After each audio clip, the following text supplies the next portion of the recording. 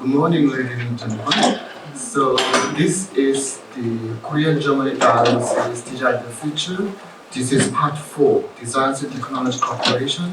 So main topic is Korean-German Material Cooperation with focus on the semiconductor industry.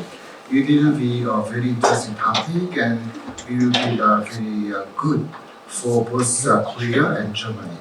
So my name is Hong Soo Lee, a professor in Sungsil University, Korea, and I am the moderator of this session. So first of all, it's my great honor to introduce Mr. Hong Gun Kim, the Korean and the ambassador of the Republic of Korea to Germany. So he will give a very good welcome address to us.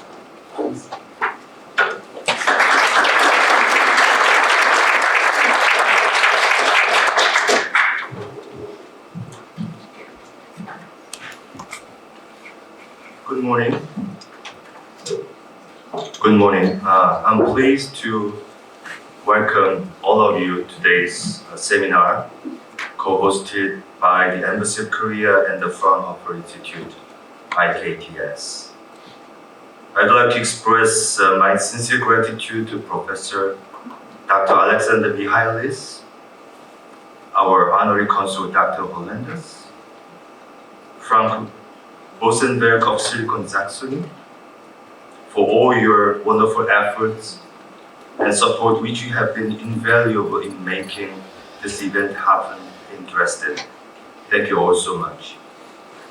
My sincere appreciation goes also to our panelists, Professor Lee Sung-soo, Director Go Jong-han and Yu Chan-se for joining us all the way from Korea. I've been to Dresden in 2014 as Senior Secretary to the President for Foreign and Security Policy Coordination on the occasion of the state visit to Germany by then President Park Geun-hye.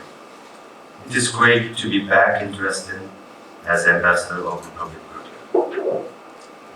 Even during the brief stay here, I have truly sensed the beauty of Dresden, both in terms of its nature and its culture, and I am deeply impressed by this city's historic significance.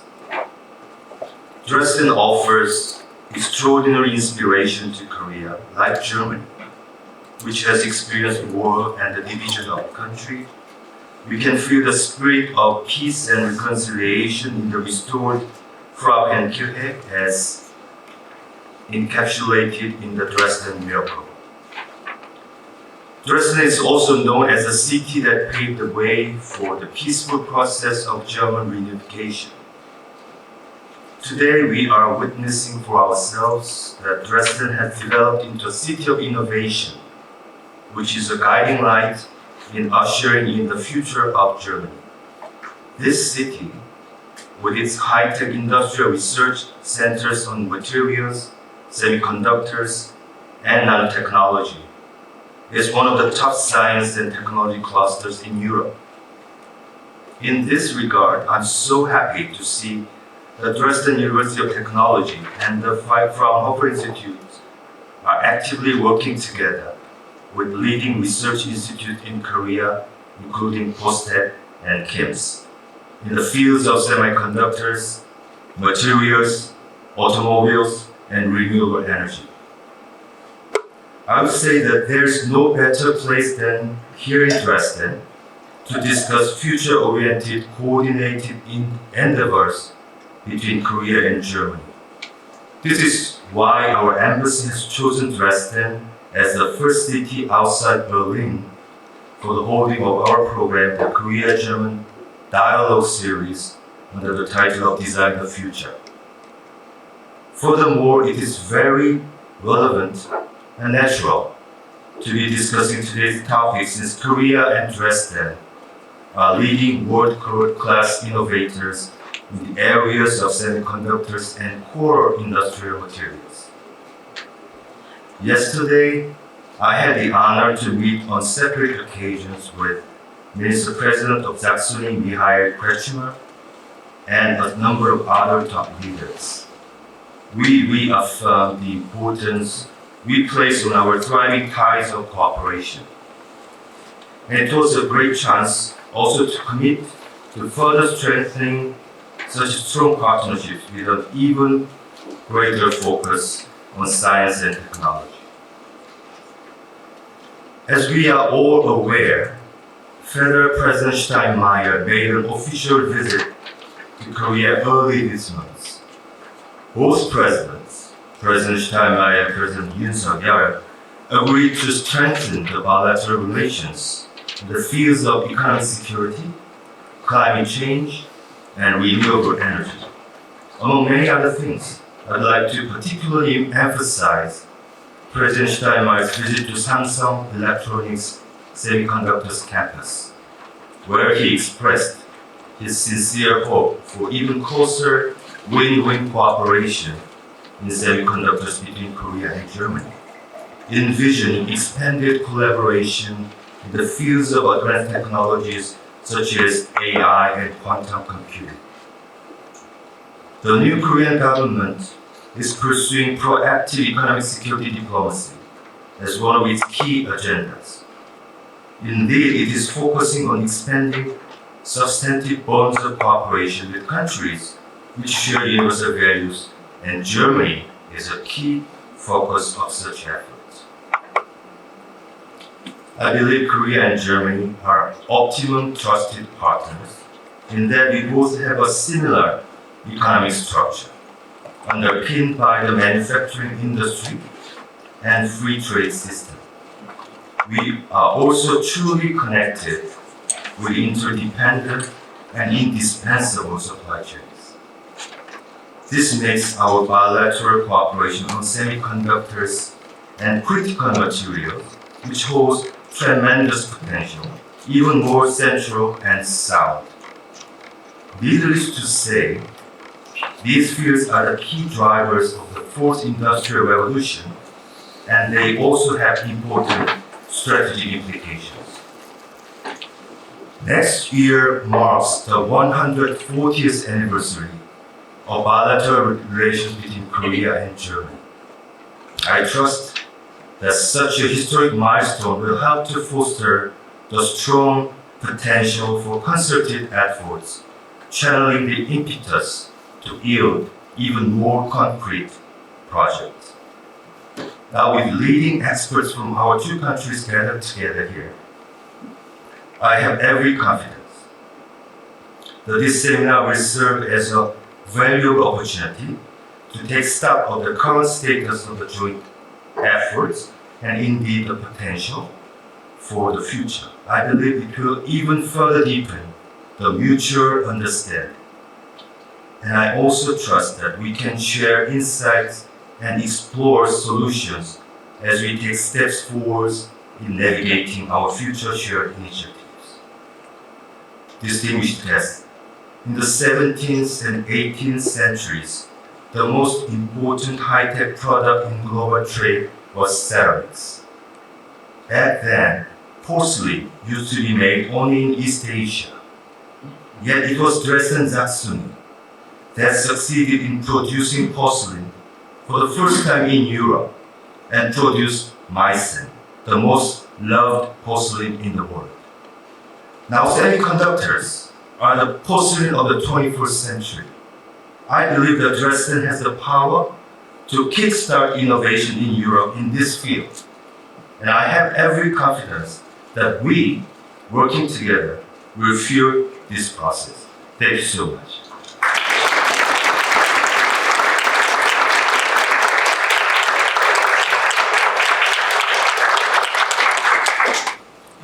Thank you, Ambassador Kim, for his welcoming speech. And now we will introduce our panel members. So, Professor Alexander Mihalis and the director, Frank. Yeah, it's quite difficult to pronounce. Frank Bosenberg, right? Yeah, he's director of the Silicon Saxony, and Dr. Jinsei Yu, the director of the Center of the Korean Electronic Electronic Technology Institute. So please come to the table. Yeah, now. And we have another member. So Dr. Joan Ko. He is the director of the Center of the Strategic Research Center of the Korea Semiconductor Industry Association. He will connect us in the video conference. Okay.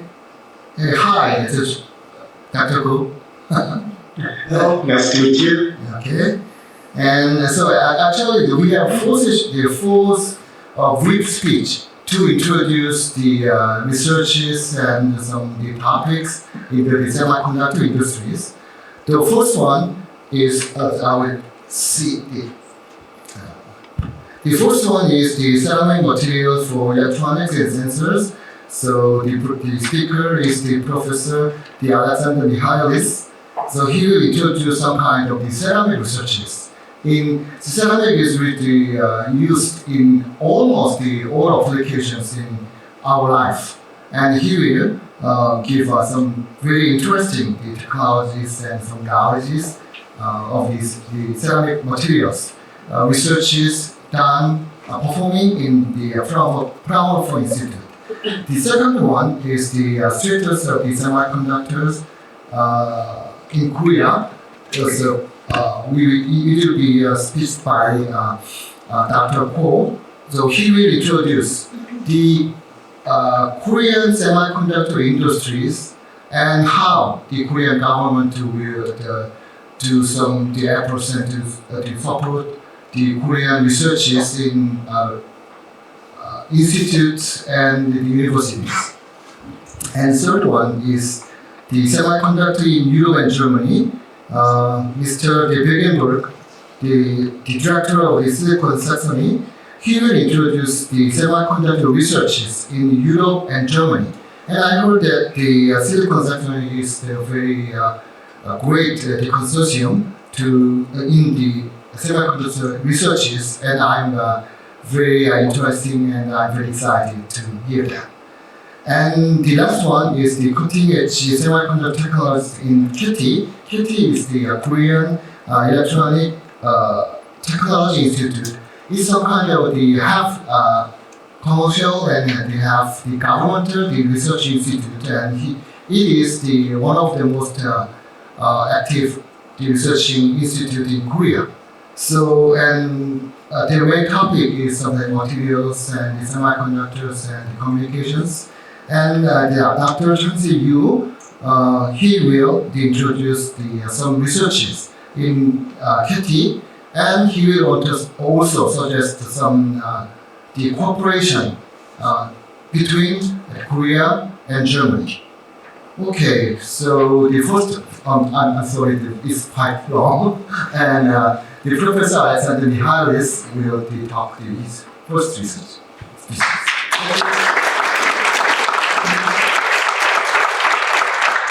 Thank you very much for the kind introduction. Dear Ambassador Kim, thanks for the motivating words here on your guest.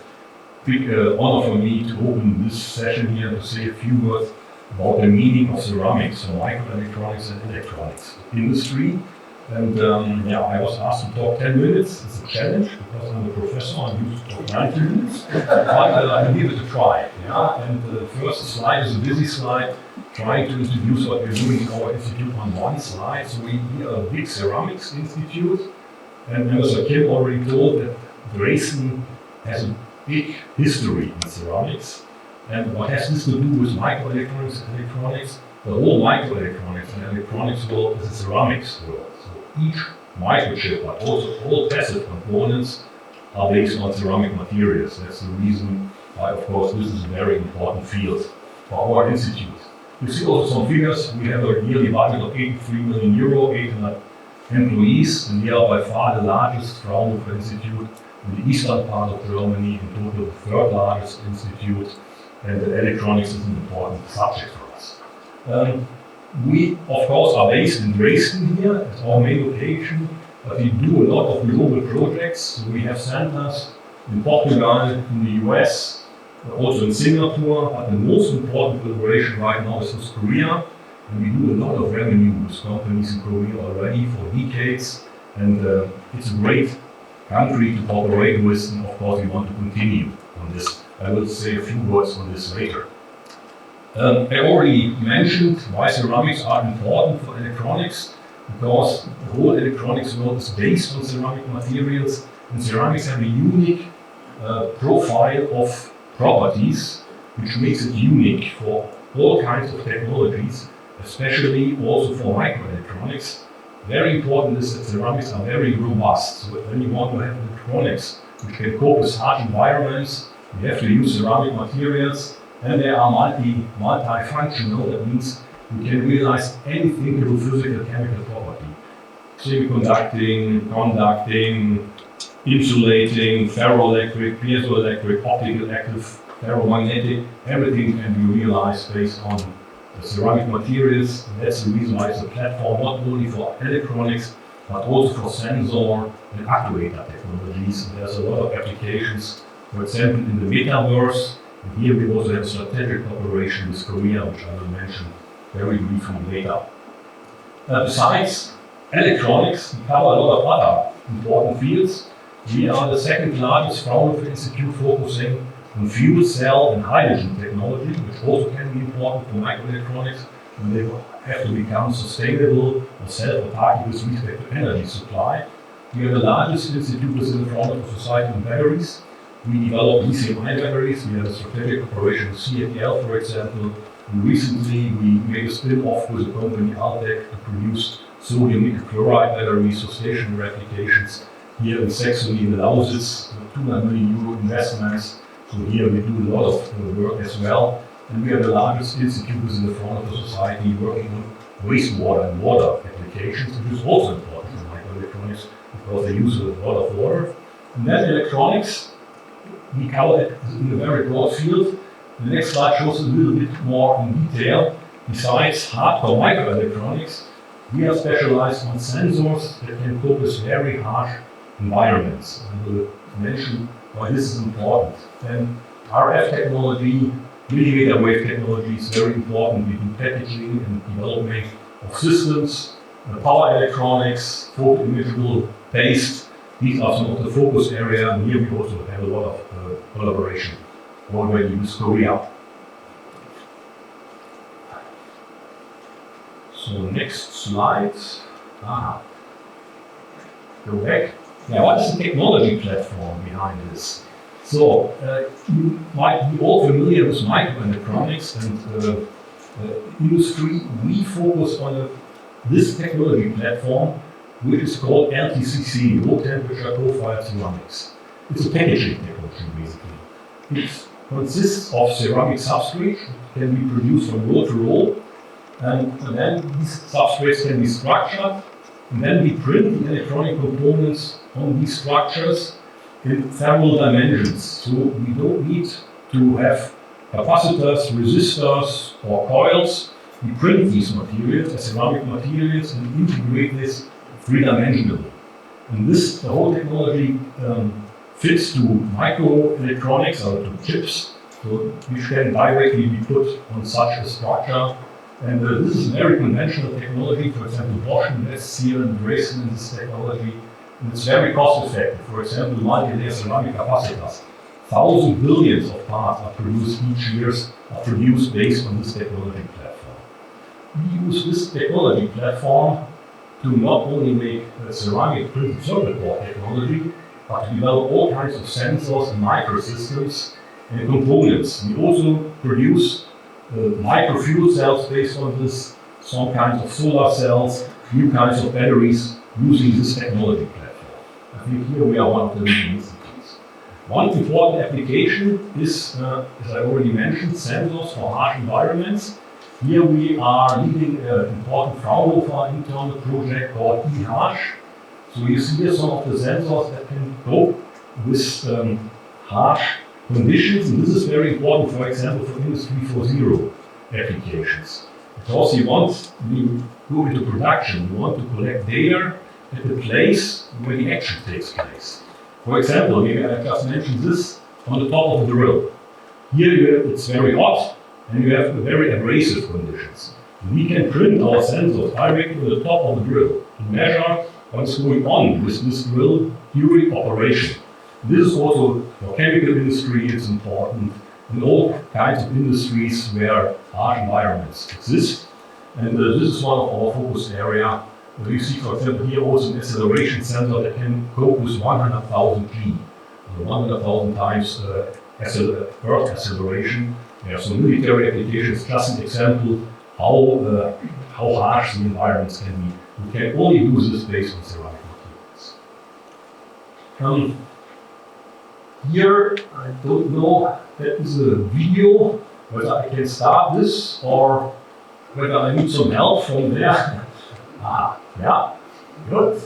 What you see here is, here we printed sensors, RFID sensors and strain and temperature sensors directly on a bearing element which is used in a machine. And this bearing can now communicate with the outer world. So you can measure during operation, is everything okay here? Is the strain okay? Is the temperature still okay? So it communicates with the outer world. So this is technology you need for machine learning to optimize processes and technologies. And this is some of these unique opportunities. You do this without the need of any discrete components. You directly print these components on top of the structure. Of course, this is also interesting for microelectronics. So you could stop the video here.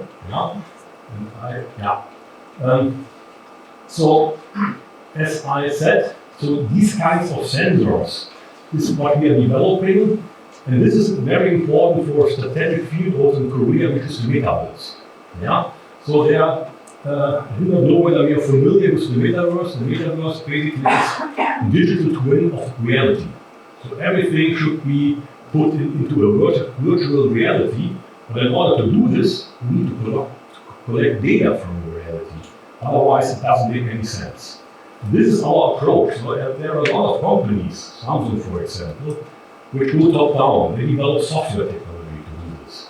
But who is providing the data for this? So this is core competency from us. So we develop new sensors to provide data and to visualize this data using augmented reality technology. So here we do a lot of work, and I'm very happy that not so long ago, in October 2022, we signed an MOU with technical collaboration with the city of Gumi, which is responsible in Korea for establishing the metaverse reality. And here we have a lot of collaborations already. So this is the governor of the city of Gumi, of this region right now. And here we already have a lot of collaborations with companies working in this field, and I see a big potential. Also something which is interesting for Dresden, I think. And I doubt that Dresden is already aware of what is happening here. So something to talk to Silicon Saxony maybe as well. This might be a revolution for the future. This printing technology also, of course, has to do with additive manufacturing. So when you know how to print these three-dimensional integrated microelectronic components, you can apply this for 3D printing technologies. In our institute, we have a huge additive manufacturing center, and also here, I just want to mention this, because we use this technology platform to combine 3D printing with microelectronics, or with electronics technology. So I call this 5D printing. Why people hate me for this? I'm a simple physicist, and we do 3D printing. And on top of these 3D printed components, we print 2D printed electronic components using the printing technology. 3D plus 2D is 5D. And what this can do, you see here a simple example of a mixing unit.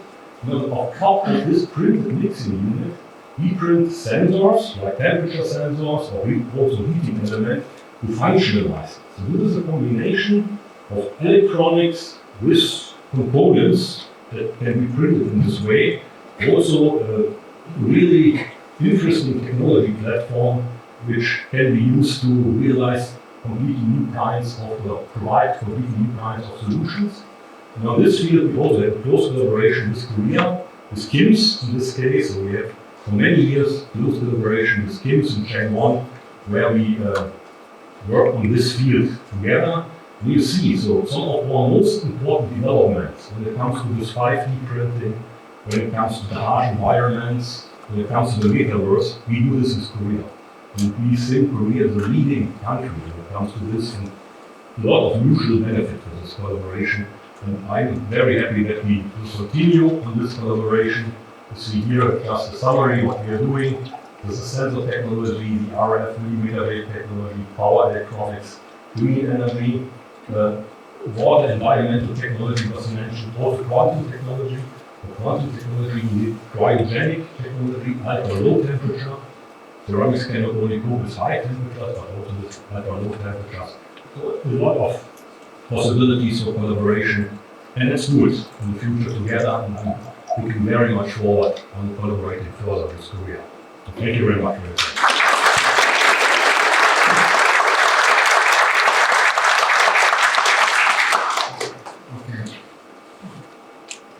Okay. The second talk will be performed by Dr.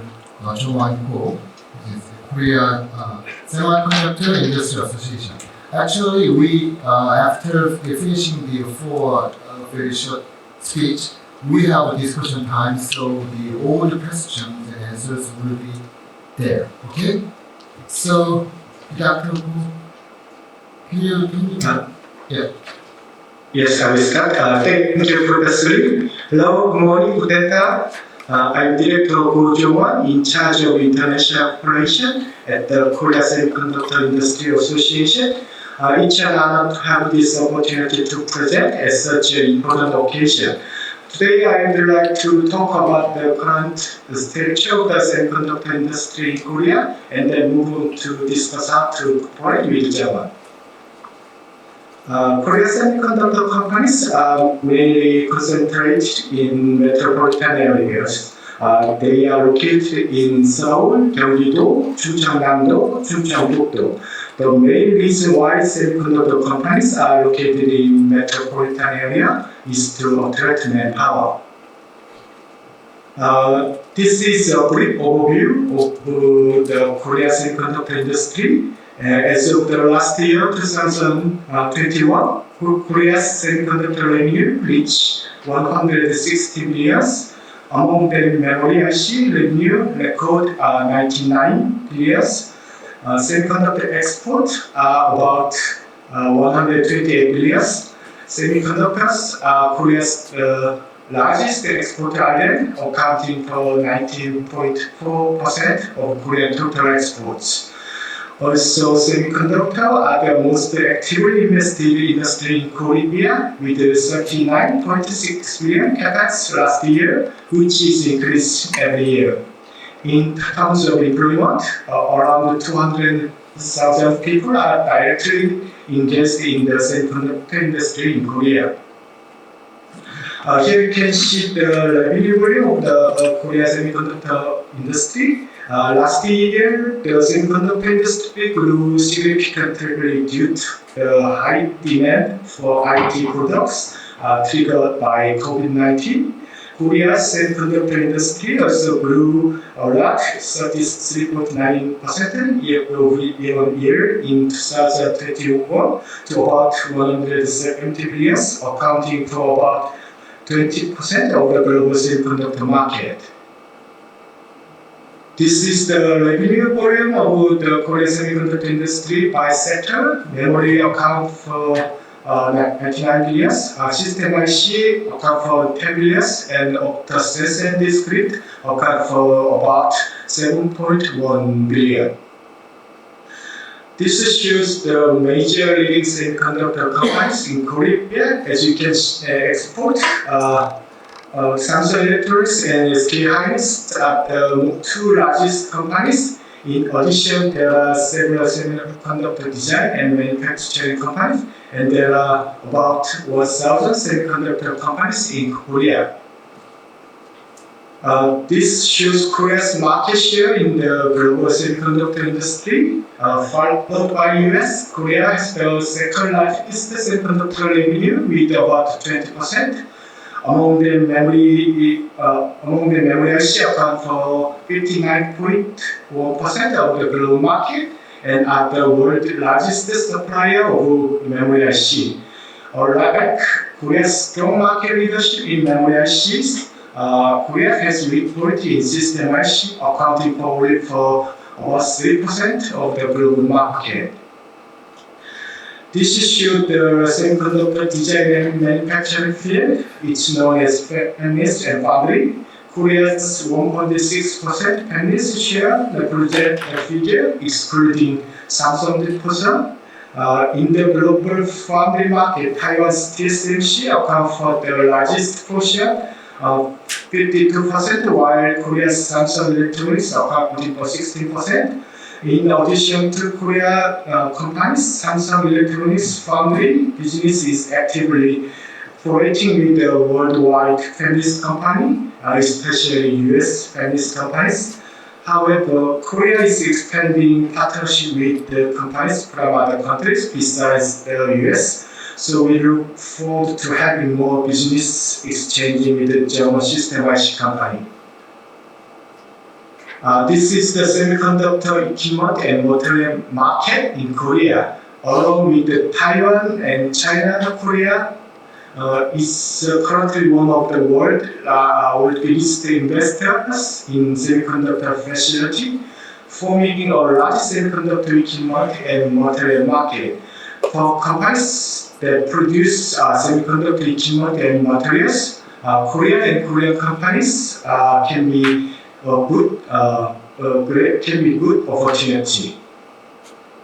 Since Korea is forming a big market for semiconductor equipment and materials, there are many companies involved in Korea. As far as I know, there are German corporate research institutes and schools that possess relevant technology in semiconductor equipment and material fields, and thus I'm expecting them to build a cooperative system with Korean company and institute. This shows the newly built semiconductor manufacturing complex cluster in Korea. On the left is Samsung Electronics Pyeongtaek cluster. There are 6 lines there, and already 3 lines complete and finished built. On the right is SK Hynix Yongin cluster. In addition to Pyeongtaek and Yongin cluster, there are clusters specialized in semiconductor equipment and materials, and many foreign companies are participating in this cluster. It's an EUV cluster on Hwasong. Already a Dutch company like ASML is investing in manufacturing complex around Hwasong. Here you can see Pangyo cluster. There are many semiconductor fabless companies located and many IT companies that can be referred to as customer of fabless companies also located here. If there is a German system IC company interested in entering the Korean market, Pangyo could be one of the best options. This is worldwide distribution of semiconductor manufacturing facility. Korea has the second largest semiconductor manufacturing facility after Taiwan, accounting for about 20.7% of the world total capacity of semiconductor. Korea also has a geographical advantage, so it would be a good choice for companies that want to enter Korea and the East Asian market. The Korean government also provides plenty of support to encourage global semiconductor companies to do business in Korea. But first, to mention is the cluster. The government is helping to secure the site need to establish factories in the various semiconductor cluster. Second, on the infrastructure side, the government provides tax incentive, tax credit for facility investment and R&D activity. The government also promotes the development and supply of professional manpower necessary for the semiconductor business and provide policy support to eliminate unnecessary regulation. So far, I have talked about the semiconductor industry environment in Korea, and the following is a cooperation plan between Korean and German. Along with the strong competitiveness in memory semiconductor, Korea has the world's second largest semiconductor manufacturing facility, and many companies are located in semiconductor equipment and materials. Germany is a good player in systems, especially automotive and power semiconductor, which are weak point of Korea. Germany also has strengths in technology and human resources in the field of semiconductor process equipment and material, along with excellent research institutes such as Fraunhofer. Based on this, firstly, the two countries can work together to create synergy. The cooperation between German systematic company and Korea fund and feminist companies. Secondly, joint R&D and business among corporate research institute in the field of semiconductor equipment and material could be a good cooperation item. Therefore, I would like to discover and promote items in which R&D can be done at the level of school or research institute first. Particularly, I'd like to explore corporate item in automotive, automobile, farmers, where German's major strengths, and also new product in new markets. The second is to share a channel for the Korean and German market. It would be nice to have the opportunity to participate in each country exhibition for promotional activity.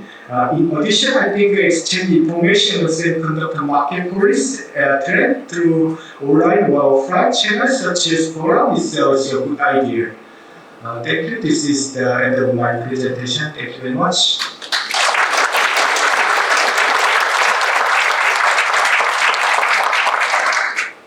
Okay, thank you, Dr. Ko. And the third speech is the semiconductor in Europe and Germany and the prospect for cooperation with Korea. So the speaker is Frank Wilson-Wood, the managing director of the Silicon Saxony.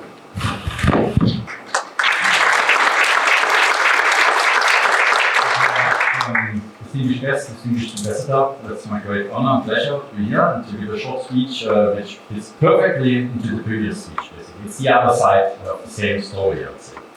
So you will probably hear some facts again, but repetition is the mother of wisdom, so yes, it will be fine. And I will try to stick to 10 minutes. I will try to zoom in or zoom out from Saxony to Europe and then zoom back to Saxony to show what the prospects are.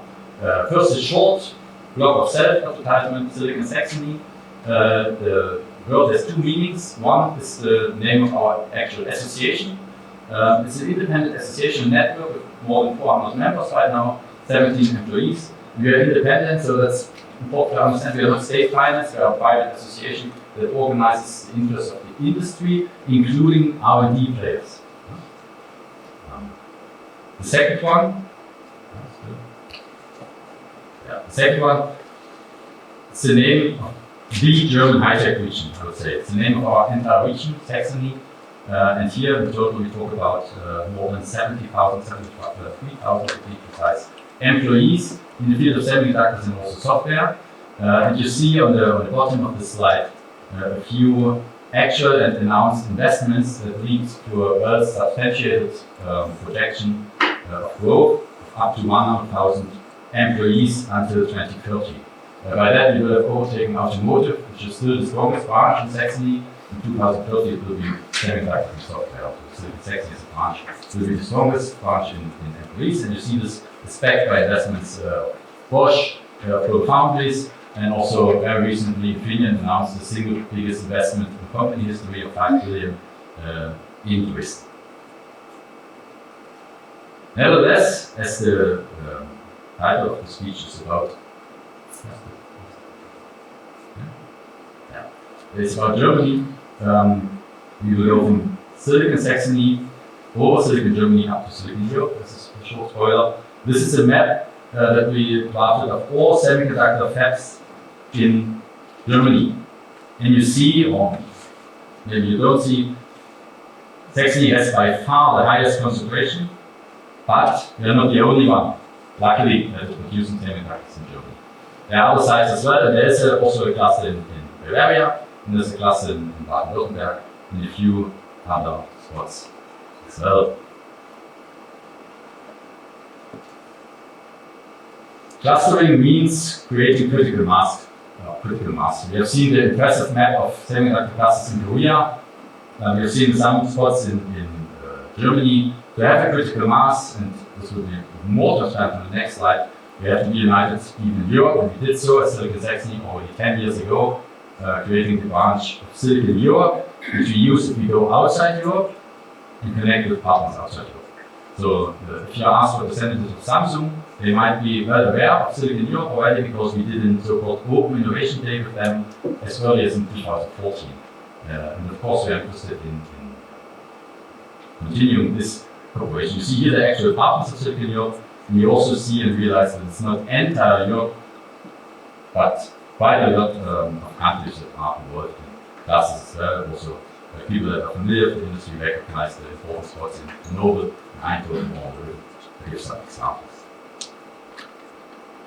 This slide is another way of showing what the previous speaker showed. It's the impressive relevance of Korea in the global semiconductor industry. And even if you look very carefully, you won't find Saxony, you won't find Germany, and you even won't find Europe, because we are, as a matter of fact, on the rest of the world in this chart. I mean, you see it's still in the plastic column, and there is semiconductor industry in Europe, in Germany, and in particular Saxony. Nevertheless, on a global scale, undisputedly there are other regions leading. And of course, it makes highly sense to cooperate also from the perspective of very strong regions such as Saxony. In doing so, we analyzed our strengths, our weaknesses, and also opportunities and threats in the project Silicon Europe as early as in 2015. And I won't go into detail, but you see a small red square here, which is related basically to raw materials.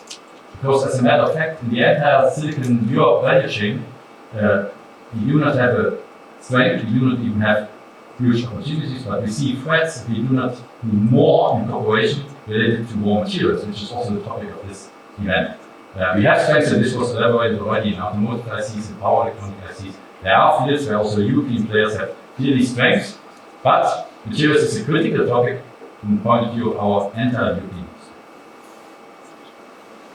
Now I will zoom back a little bit into our region and come back to real strengths that we have and that open up exactly these opportunities in an even stronger engagement with the Korean industry, in particular the Korean semiconductor industry. AI is one of the buzzwords of the recent years, and it's also relevant for data-driven semiconductor manufacturing. The good news is there are quite a number of players already, also in Saxony, that deal with exactly this topic, and also the recently opened Bosch fab claims to be the AIoT fab, an artificial Internet of Things fab. So they really use AI, artificial intelligence, for a highly effective manufacturing process, which opens up space for cooperation globally. Second important branch is automotive, and in particular e-automotive, electric cars, electric vehicles. It's again a topic where also Korea has strength as an industry, and where our strengths mutually, there are also huge opportunities for cooperation. This map shows players in Saxony, down below the entire supply chain, and I already announced it's still the strongest branch, even above semiconductors. So coupling those two branches in entering cooperation makes highly sense. So summarized, there are key prospects for German cooperation, or I would like to say intensified German-Korean cooperation, because we have luckily do not start at zero. There are those links already. That are in particular in those three fields: material research with raw materials, equipment, and in particular I want to highlight, and I did this before already in a bilateral talk on green manufacturing, green and automated manufacturing, in particular in relation to AI. And if you look at applications, and that's also interesting, where are semiconductors being used, we end up with automotive and power electronics, and again there's a strength in Europe and Germany in particular. pleasure to compliment. Thank you very much.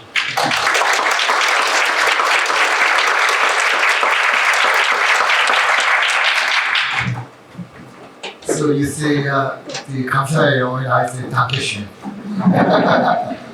So the last talk is continuing semiconductor technologies in KT, considering the international collaboration. The speaker is Dr. Chun-si Yu, the chief researcher at the Korea Electronics Technology Institute. Good evening again. 이해됐으네. 이름이 선생님. That's why I can speak German. So I have learned German in high school, but unfortunately I forgot everything. Okay, let me start my presentation. My name is Chun-si Yu, who is working for the Korea Electronics Technology Institute as the director of Electronic Components Material and Device Research Center. Today I'm going to talk about some collaboration topic, not only some cutting edge semiconductor technology, but for the industry or the market also. Okay, firstly, I introduced past or ongoing collaboration between us. Between us means Fraunhofer and KT, also Germany and Korea. And finally, we'll suggest the research field for the global industry, the three topics. Also, we at KT are almost funding the research institute. The annual budget is around $300 million in the annual budget. And number of employees over than 1,300 members, and growing. And we have several branches in all the nations in our country. As I mentioned before, Gary in the southern part of the South Korea, because we also have southwest and the southeast regions. We have some branches in KT. We KT have some 4 and 5 strategic technology preparing for the fourth industrial revolution. Based on some advanced material, the smart sensors, IoT, AI, etc. We are focusing the next generation the industry, like the smart factory, autonomous driving, and interactive real air, the wearable devices, and the clean renewable energy. And we also are performing many kinds of several international collaboration, many kinds of the institute in all the world. So one of them, I think the best good scenario is the example is between the Fraunhofer and KT. I will introduce briefly in the next slide. There are 2 kinds of collaboration examples I will show you, and the first one is the visual display. And the other is on the next mobile communication. As you know, the quantum dot is the small size, the non-level semiconductor devices can generate various colors in the emission absorption of energy. So it's a good candidate for the display, as you know. Okay. Yes, as I mentioned before, this QE quantum dot is a good candidate for display instead of the OLED. So Fraunhofer AIP has the original, there's a basic technology based on the quantum dot, and also we can have some technology to can make a product and commercialize. So they make a collaboration using the quantum dot technology, make a good product for the good display. It replaces the OLED display. They are now just making the product and commercialize and keep going. The other example for collaboration is related on the mobile communication. As you know, the high efficiency gallium nitride. Gallium nitride means the compound semiconductor for the high power, high frequency applications, or the power amplifier for 5G or the 6G applications. And in the Korean consortium is including KT are now developing the high performance gallium nitride power amplifier modules. In the meanwhile, the Fraunhofer have their advanced technology related to packaging TGV or glass interposer. They give an input to the better performance. this project will be continued to 2024, I guess. Let's move on to some collaboration for myself. The first thing is this the high resolution semiconductor process. As you know, the 3 nanometers were developed and the process using EUV. EUV means the extremely ultraviolet is being developed by Samsung Electronics. In the meanwhile, the researchers still like us is developing some material and sometimes the equipment for this technology. Using this technology, some protection material for just protecting the mask from the dust or the environmental pollution is needed. We call it this material to protect the mask is the pellicle. Because we keep going and keep developing this pellicle material have a good performance based on the optical and the mechanical and the thermal properties. Even though we are developing now, I think there's some difficulties, the troubles to make the final product. My thinking that's powerful here is that with advanced technology based on some the material science, so I think that some input can be available for the solving some troubles we have. It's like a through some collaboration for this research area.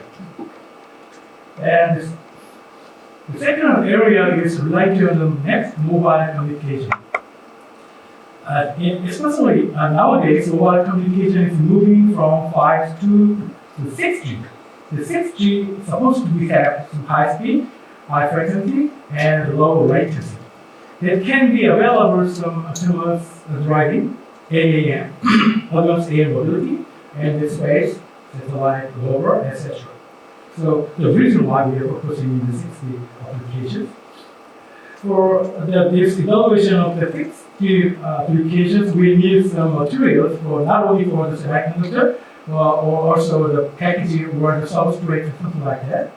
Just we need some the low loss, electrical loss material and high heat dissipation material, and also minimizing the electromagnetic interference between the devices in the system.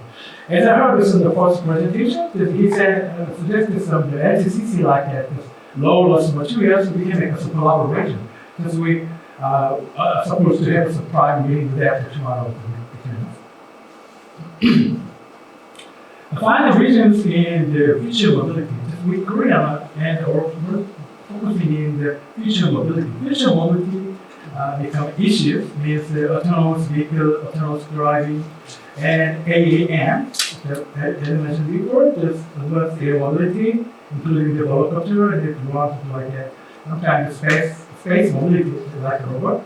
The component and the material used for these regions should have a very higher reliability.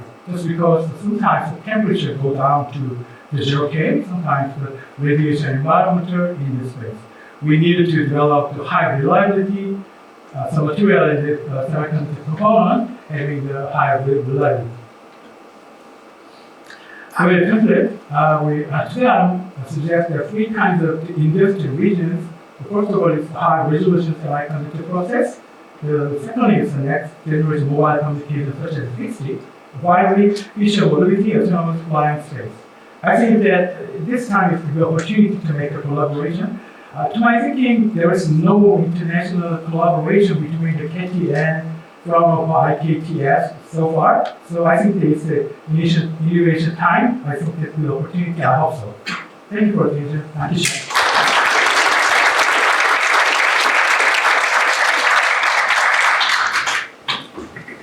So, okay, all 4 talks are finished. And then we have some Q&A time. So, yes. Well, thank you very much for all 4 speakers for great presentations. I learned a lot from your presentations. Because I have to leave early, I would like to pose one question to Dr. Bersenberg. I just made you a doctor, so. Now, I know that 1/3 of chips being produced in Europe is produced in Saxony, and it's quite impressive. But still, as you mentioned, Germany is not the leading country when it comes to the production of chips in global scale, right? And this could be quite a naive question. As far as I know, Germany is well known for your manufacturing capacity and your strength in manufacturing.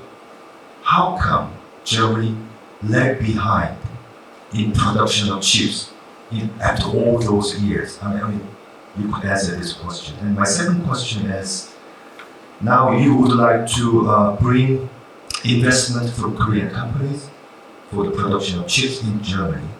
And those Korean companies would like to know what you can offer for them to consider to invest in Saxony. So what can you tell them? If these Korean companies come here, what can you offer them? Two complex questions, thank you. For the first question, you have to ask probably other people, but from my perspective, one of the reasons why we lost some of the manufacturing place is that we lost electronics industry. We do not have major phone producers, beside the UK one, but Siemens that used to build mobile phones vanished from the market. Others as well. We do not have consumer electronics anymore. And this is a huge driver for particularly high-end chips. If it comes to branches, industry branches that are still existent in Europe and in Germany, for instance automotive, we still have a huge and strong industry base. Infineon is world market leader in their respective field. So it's a little bit one-handed or not a complete picture if you don't distinguish between the single technology nodes. So there is a strong base for industrial ICs in Germany and however, why electronics vanished, you have to ask. It's a matter of fact. Should we have it back? Maybe, but that would require even more efforts than just building up the semiconductor. And for the second question, luckily we have had, and I mentioned this, two cases of admittedly German companies that made their basically global investment decision in favor of not only Germany, not only Saxony, but even Dresden. Bosch and also Infineon. With both the biggest single investment figures in the respective companies. And the reasons that in particular Bosch gave, because it's now manifested, it's at least threefold. So first, there's an ecosystem. They are not the only one here. They have a strong supply base, and the ecosystem also offers a certain staff base. So we see not constant, but regular exchanges also of high-level stuff between the single manufacturers. So people from global foundries lead to Infineon and vice versa. But this, even though it might be a challenge in short term for every company, it helps in the medium and long term. And this goes down to the supplier base as well. Second one, we have a very strong research and education landscape as well. And this goes hand in hand. I mean, it has been shown impressively here on the research side, and we visited TFS yesterday. It's one of 11 Germany's excellence universities. I mean, the research and education, we have to even distinguish between education and research. I take it as one. It's a strong talent pipeline that both offer hand in hand. Frauenhofer in particular, and also the universities. And the third, and that's also part of the story, are at least equal opportunities if it comes to subsidies.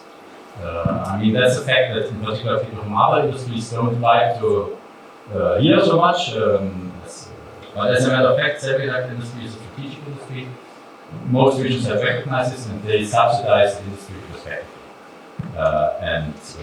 Luckily also Europe has realized this, Europe and Germany, and as for now there's the European Chips Act underway, and also Germany has respective funds in the national budgets that would in the end just mean subsidizing the fab.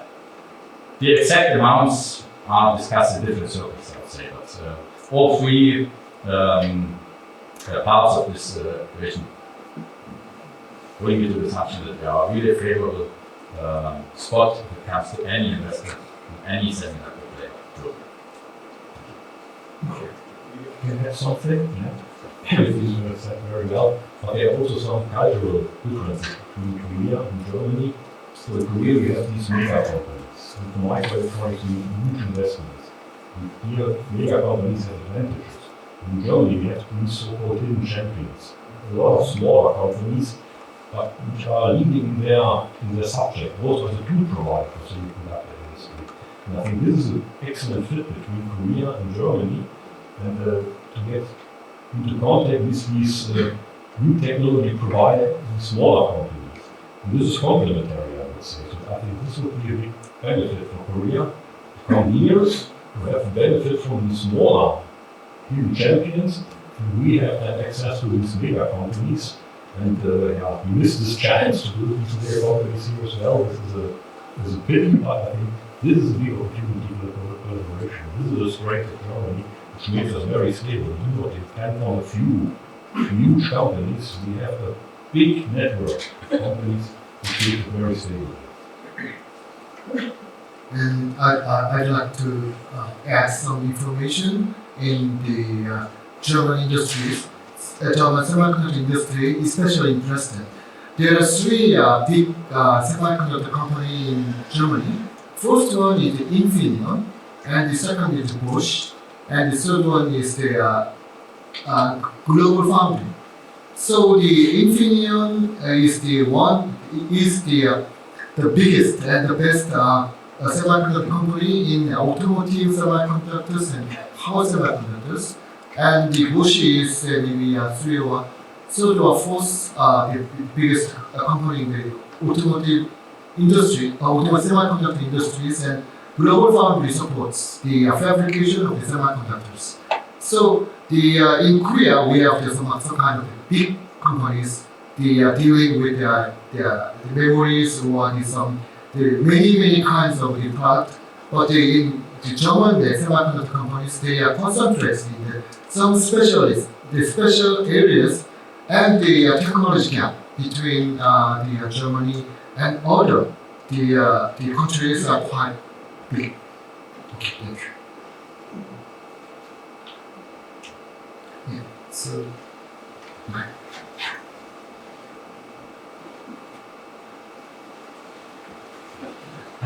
Yeah, thank you very much for this very interesting talk. My name is Oscar Freyer. I'm from the German Korean Society and from the TU Dresden.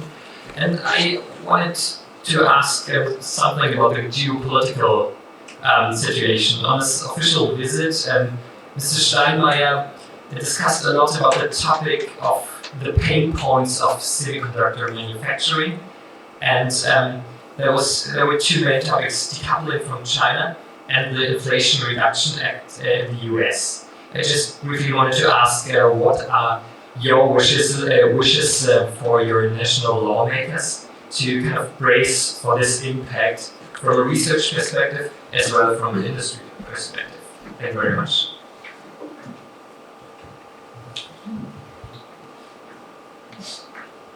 Did you mean? Also, so industry and research. I don't know whether you listened to a speech of Mr. Habeck yesterday at the industry conference. From an industry point of view or an association point of view, we are still elaborating on a clear China policy. Officially, the harsh US politics of full decoupling is not the official German view, as you might know, neither the European.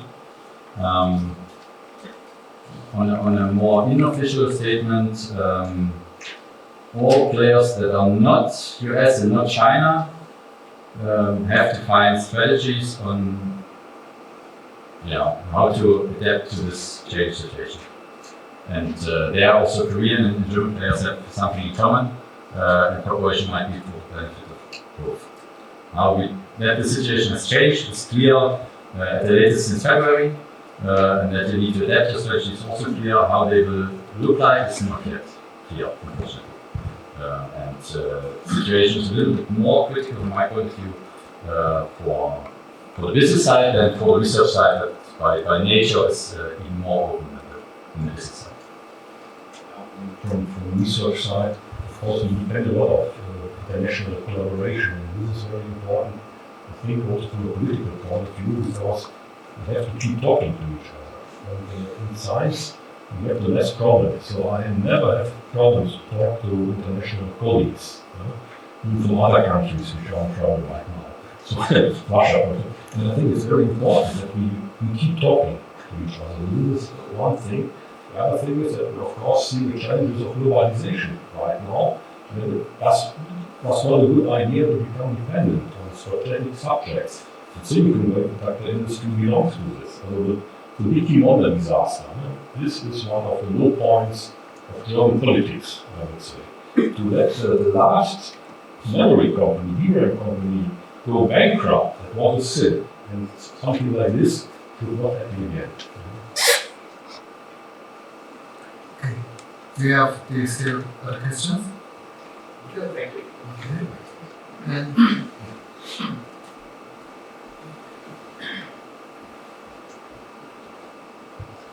Thank you very much for the panels. I'm Jan-Peter Kleinert. I'm Head of Technology and Geopolitics at SNB. We are an independent tech policy think tank in Berlin.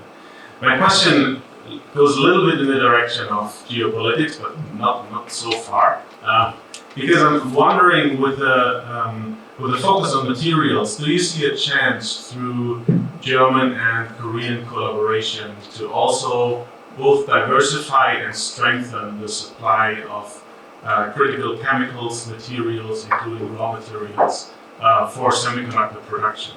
I know that POSCO in Korea started to supply noble gases such as xenon and neon to Samsung and SK Hynix, partly to diversify the supply away from China and Russia, because especially for noble gas, I'm sure most of you in the room will know, a lot of noble gas supply, especially neon, comes from Russia and Ukraine, which is of course a single source and potential for supply disruption. So do you see a chance, not just through R&D, but also through investment in additional production facilities to diversify the supply of raw materials, and with this strengthen security of supply?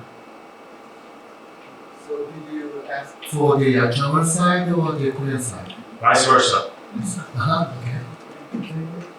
Yeah, so maybe so actually, I'm just a moderator, but I can give some the short answer to the Korean side.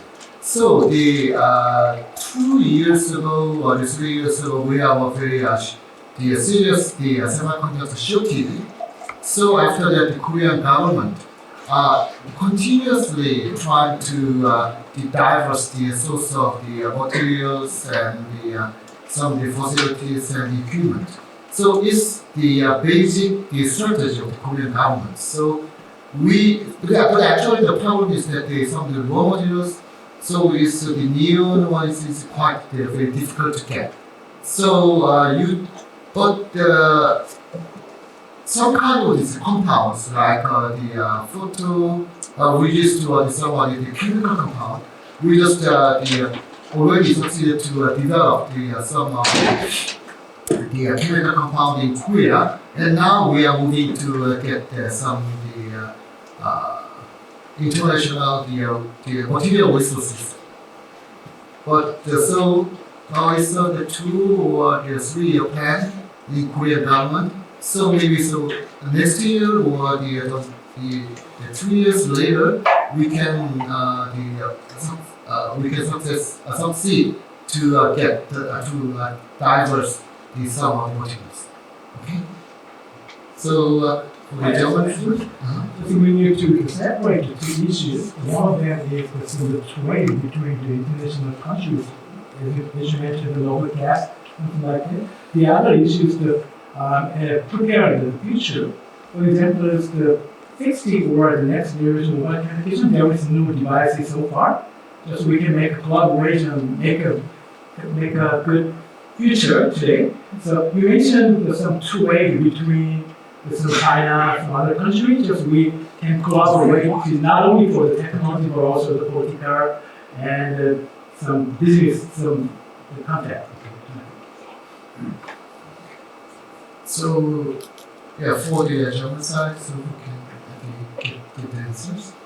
Yeah, of course we should link or join forces to tackle this together, because Korea and Germany has the same problem.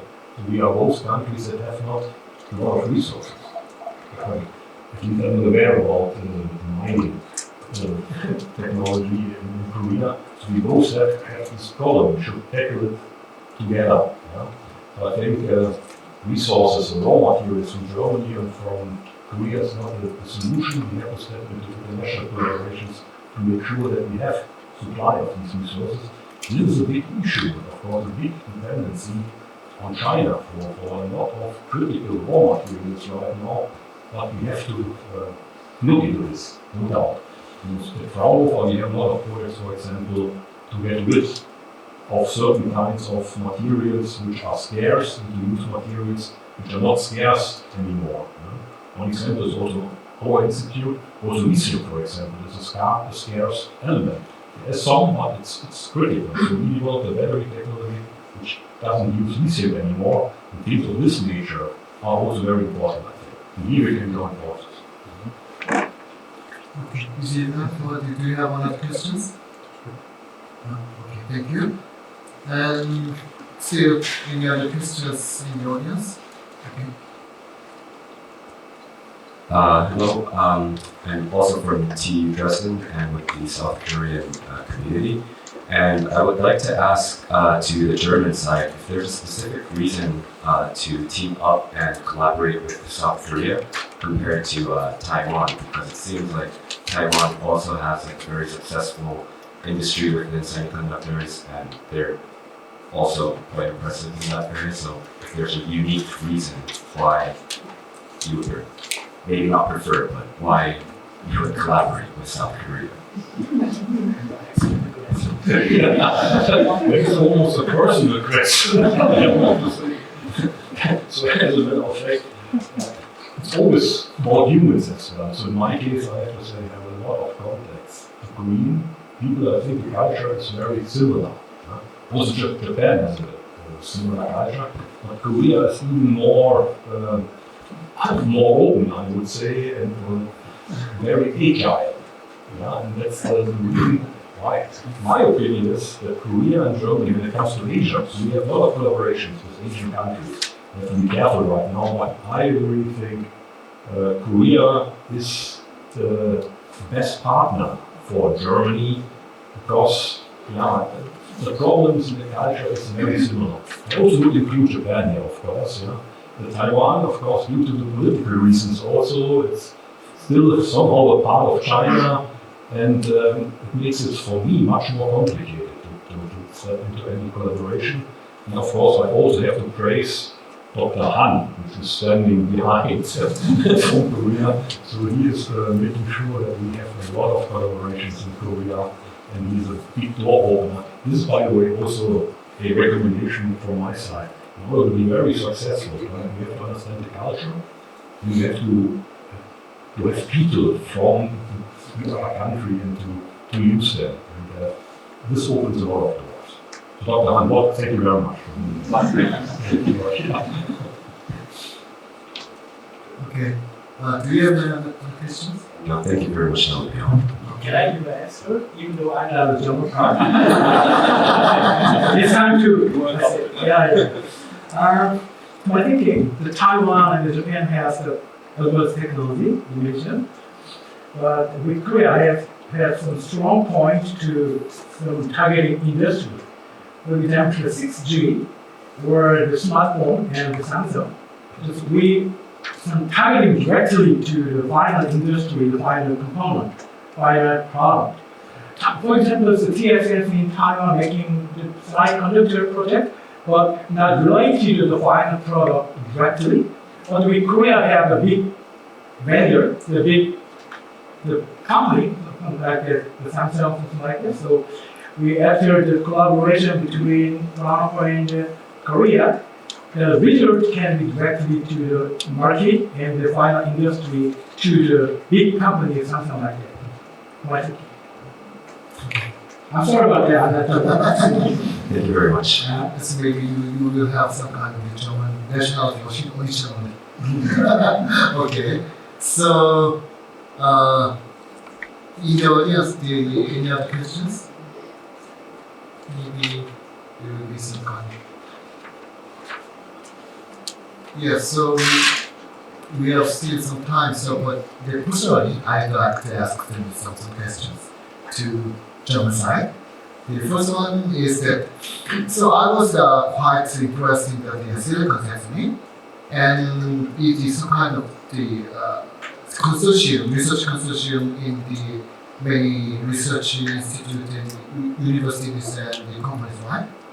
So maybe in Korea, so I heard that the Eureka project in the European Union, there are many participating the universities and the companies and institutes, even in Korea. So if some Korean companies or the universities or the institute try to join the silicon society in the operation, the international collaboration, so then how can we do Basically, the best advice for this came from my counterpart from Korea, and this is meeting people on occasion of events. The great example of next year's SEDEX, I guess in October was given, and we also offer similar events like Silicon Saxony Day or SemiCon. So people meet during events and they build up a personal relationship that enters finally in research corporations or business corporations. And both of our organizations provide this platform and organize or co-organize the respective events. So we should do much more like this in making people meet physically for entering corporation. Okay. So you or some person in the Silicon Saxony visit Korea annually?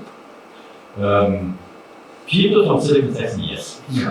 Not me personally, unfortunately, but so then next year will be make someone else the Silicon Saxony in Korea. So, okay, thank you. And I'm so quite impressed in the 5T 5D technologies. So it's the kind of the 2D and the the 3D the production plus the 2D the kind of the camera technology. So that I think that it can be quite useful in some kind of the very small the portable reactors like for example I have some kind of disease and I have to make my medicine and so then if your technology is applied to some kind of very small personal chemical reactors, then it will be very good. So is it possible? Yes. Definitely something we should talk about. And we also work already in this field, for example, for the corona situation, we developed a certain kind of PCR component where we use this printing technology on active components. We also can print on circular components. There are several examples, so I really would recommend that you visit our institute. I do not know how long you are here. I think you will be visiting IKTS tomorrow. Sure, the day after tomorrow, you can go together and then you can see on site what can be done using this technology. I think this is a very powerful thing, and a lot of applications are applicable because we functionalize components. We can print functionalization directly on the component, not only on three-dimensional printed components. The barrier I was showing that was a conventional component, and this direct application is quite powerful.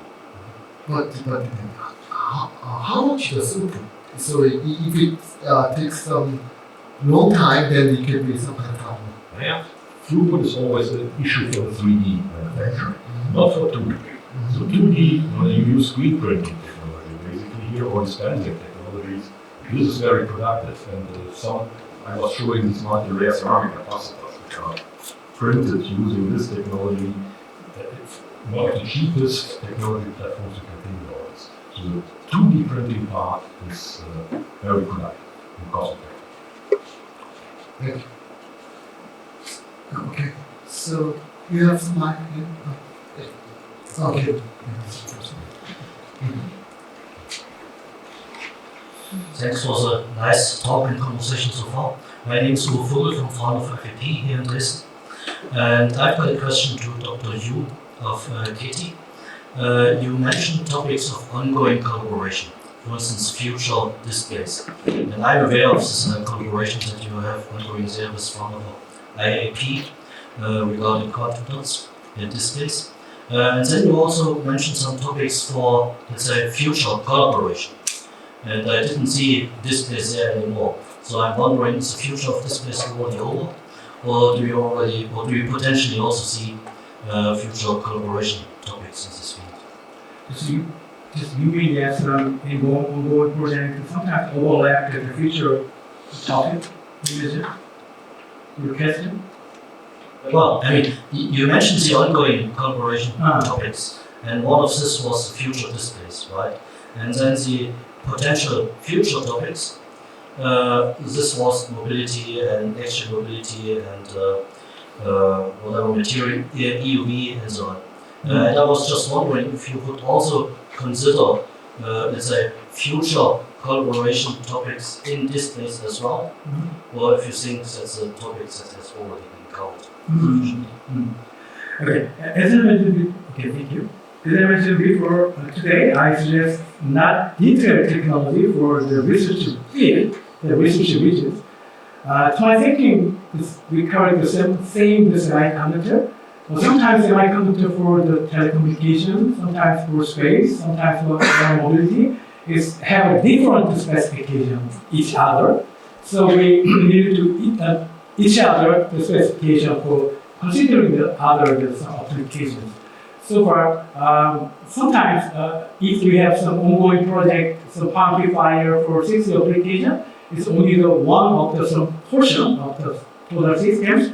A lot of things we have to do to realize the total system of 60.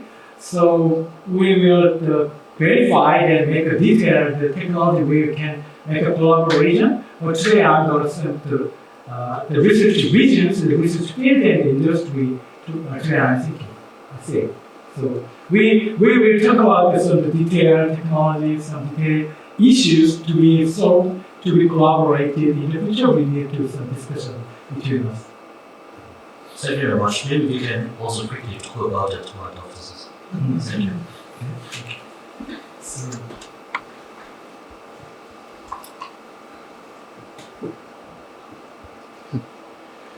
on the panel, it has been mentioned before that kind of the best way to facilitate collaboration is simply meeting people in meet space. And I'm wondering what role, in your opinion, as research organizations and also from a company perspective, what role do governments play to facilitate increased collaboration? The reason for the question is that it feels like on the international level, cooperations between governments are popping up left and right, wanting to do something in semiconductors. Right? We have the Chips 4 initiative or alliance between Korea, the US, Japan and Taiwan. We just a few days ago, the EU-Korea digital partnership has been announced. We have the Indo-Pacific Economic Framework that also deals with semiconductors. So it seems like there is a certain level of activism from governments to do something. But from your own experience, if the goal is to have closer trade, to facilitate cooperation, to do research together, what can governments actually do? What would help your daily work? so you asked to the Korean side? As always, to both sides. Always both sides. Okay then. So in the Korean side, who can give the answer? Mr. Wu? No. I'm just a mother. So Mr. Wu, you are still implanted?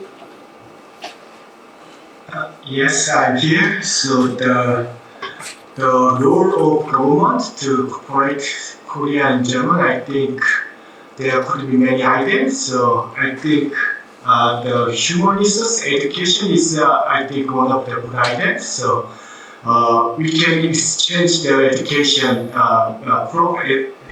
program for each other.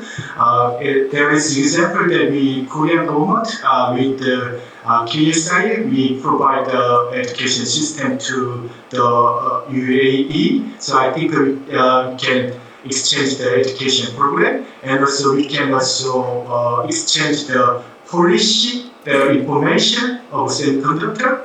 Nowadays, there are many government programs announce their government program to support semiconductor industry. So I think we can exchange the information, and I think that could be the helpful to the companies and the semiconductor people. Okay, Mr. Ko, thank you. And then for the German side, we can give the answer. Yeah, maybe I can answer a little bit. What would be most helpful, and which is at the same time most challenging, is to create transparency on the single talks or initiatives that have been started. So I share your opinion that there's a certain level of activism, and my perception is that not always each parties know about the engagement of their partly neighboring partners, and this goes through rules. It's true for our own association that we sometimes do not know everything what our members do, and it goes on the national ministries. Look at 2 different national ministries. Might be that one meets one people and another ministry meets another people, both from Korea. They don't know from each other, and you can scale this up to the European level. So the basic measure is to provide transparency in this, and I'm not talking about transparency for each and everyone, but on the respective levels. What we contribute as Silicon Saxony, I already said this, we created this Silicon Germany for having some transparency within the regions, semiconductor regions. There's the Silicon Germany, this is Silicon Europe or Silicon Germany. We have both. So Silicon Europe for the European Association on the cluster basis, and Silicon Germany for certain transparency within Germany. For all initiatives that are related to semiconductor regions. The lucky thing there is that we do not talk about engagement with all countries on the earth. There's only a handful that is engaged in semiconductor. Personally, I'm not extremely happy that the chip 4 is a chip 4, not a chip 5, but I'm not a politician. It's certainly something that should be addressed because it makes sense to get just all that just to chip 5. But yeah, my answer is transparency on the respective levels, and this is also plain to all policymakers to look for respective circles or measures to guarantee this. Okay, thank you for the answers. And do you have any questions? So the only so you just already have the questions. So you first. Jonas Ulfis from Texas in California. I was along with IKTS before. So I have a question. We are advising SEMI on the critical materials in Europe now for the CHIPS Act and how to include that better. We identified weaknesses in European supply chain on wet chemicals, for instance, and also other materials like neon was mentioned earlier. And Korea has this engine started to get independent of the supplies from China, Japan on critical materials like photoresist and also some gases like neon. Do you think Korea can use this opportunity to come to Europe and become a stronger player in the supply chain of critical semiconductor materials? So address this to Korea on.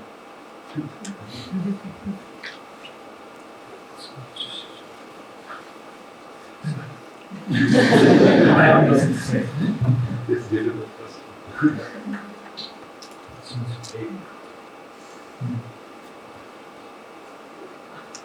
Excuse me, just the final question. If Korea, now that you become more and more independent in the critical materials for the semiconductor industry, can you use this momentum to also help us out in Europe, since we have a critical situation, but very little is done about it? Okay, the 2 or 3 years ago, we have some difficulties to get some material from Japan, and we have the 2 plan, the 2 track. The strategy. The one thing is to I myself developed in Korea. The other is to get some of the other customers from the Europe. To my thinking, is already all the process and the stability is done. To my thinking, there's no problem. The most trade is well done. Some product is developed itself inside of Korea. Some product is effectively, successfully supplied from the other country in Europe like this. So there's no problem to my thinking. Thank you. Yeah, so the time is already over. So we give us the all last questions. Short question to Mr. Busenberg. So regarding the Intel Magdeburg project, do you see this more as a competition for Dresden, e.g. about competent workforce or resources, or is it more a huge potential for synergy effects and collaborations? It's clearly the latter. As Magdeburg is too far away to make everyone change his or her job instantly to stop there. And at the same time, it's close enough to real enable cooperation between Intel Silicon Saxony and Intel as a huge buyer. So we clearly see this as a win, that it's basically an eastern part of Germany. Thank you. Okay, thank you. So thank you for the speakers and the audiences. So we will close this session. Thank you so much.